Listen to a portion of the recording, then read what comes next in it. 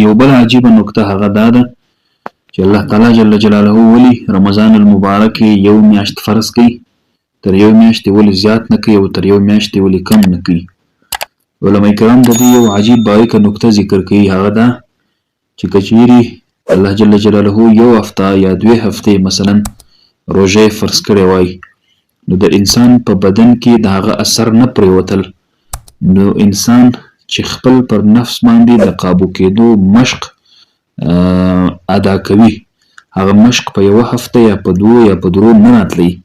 بلکې انسان چې پر خپل نفس باندې یا پر خپل بدن باندې د قابو کېدو مشق کوي،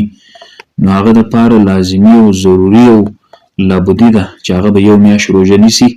او بیا به دی خپل پر نفس باندې قابو حاصلوي، ځکه د یوې هفتې په روژه نیولو سره د انسان په بدن کې هیڅ فرق نه پرېوځي. او که چیرې تر میاشت زیات روژه فرض وای،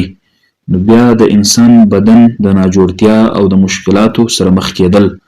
او د انسان بدن د تندرستي څخه وتل و خرابۍ ته، نو ځکه الله جل جلاله د دې ټولو په منځ کې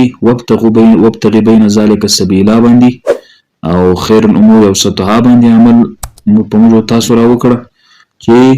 یو میاشت روژه په موږ تاسو باندې فرض کړه چې هم پر خپل نفس باندې قابو حاصلو